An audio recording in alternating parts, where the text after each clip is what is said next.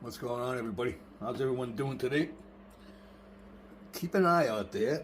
We just had a couple of new ducks go by today.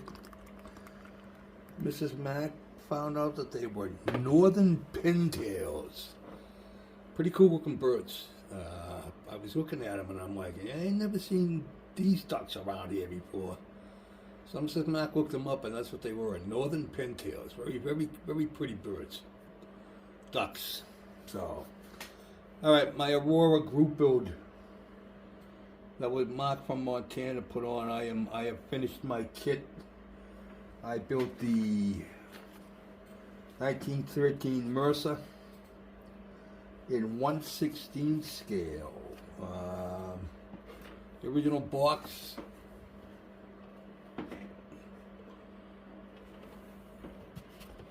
And we have all these built in our collection upstairs, so. But I thought I'd read a little history and then we'll go look. If you just want to go look at it, I'll put pictures at the end. You can go there now. So, bye. All right, here we go.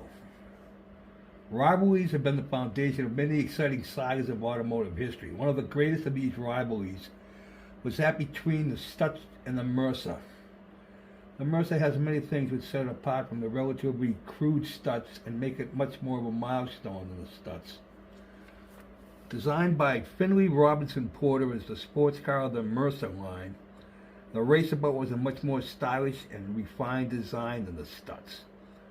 The natural flow of the lines of the Mercer, in addition to a 100-inch wheelbase, 12 inches shorter than the Stutz, a foot lower height, and 1,000 pounds less weight made this America's first true sports car design. Mercer guaranteed 35J to have a speed of 1 mile in 51 seconds, which compared to the Stutz 1 mile in 58 seconds. On the track as well as the road, the rivalry was great. Mercer encouraged the racing of its cars, and many people took their raceabouts to the racetrack, removed the fenders, and went racing.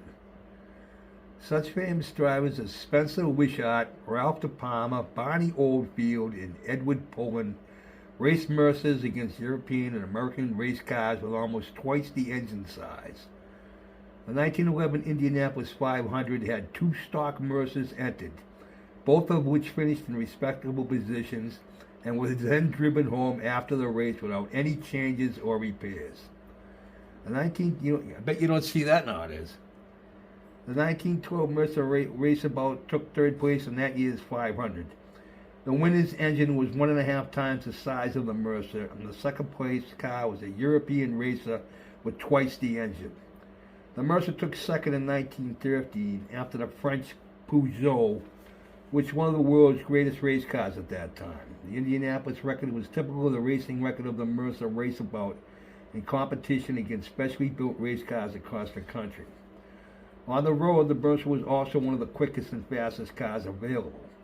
The car consisted of a lighter and lower chassis than most of its contemporaries. It had roughly the same power as the Stutz counterpart, 60 horsepower, but with almost 80 cubic inches less displacement and much lower weight. It reacted quicker to the accelerator than the Stutz. The Mercer had a 4-speed transmission versus the Stutz 3-speed transaxle. Braking was very difficult and did not match the speed capabilities of the car. A handbrake worked on the rear wheels only, and a foot brake worked on the drive shaft and acted as a speed regulator instead of a true brake. As with any car capable of winning races, which is also driven on the road, the Mercer was much more temperamental than the Bearcat. While the Stutz had an almost truck-like construction, the Mercer's light frame tended to crack. A highly tuned engine leaked oil and was much harder to start. These factors tended to equalize the 2 cars as far as general use on the road.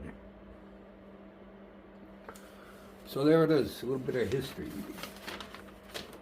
Alright, I'm going to put you on hold. Hang on. Yeah, so before we do that, I thought I'd show you guys the case I got for the DH2. There he is. Got a little plaque over here that came with the kit. But yes, I am very happy with how this turned out, man. Really happy. This grass was I'm gonna get more of this. That was some pretty cool stuff on Amazon.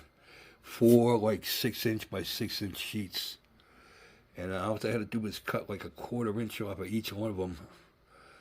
They fit right in there. That's a basketball case. But yeah, there it is. So hang on, boys. All right, there's the Mercer.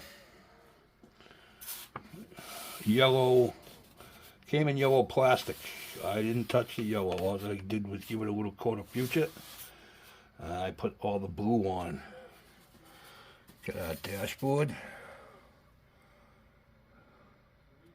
This is 1/16 scale. The biggest dials I could find were 1/24s.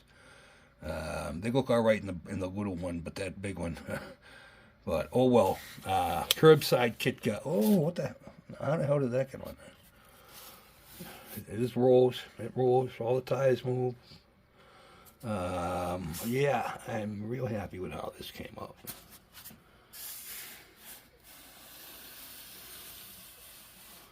Got a wooden handle there. Yeah, I think it came out pretty cool. Again, curbside, no engine. That's all glued. That does not come apart. But yeah, we'll see if we can flip her over, show you the underneath. Underneath.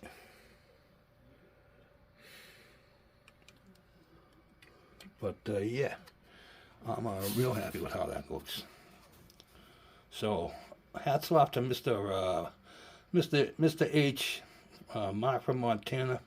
Good idea with this group build. You do it again, buddy. I'm in. But yeah, really cool.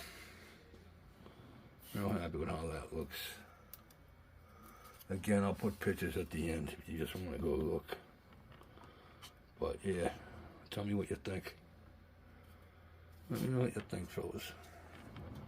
Alright? Alright, on to the next. I think I just started Tamaya's the handle mag. So when I get some progress, I will let you know. Alright? Yeah.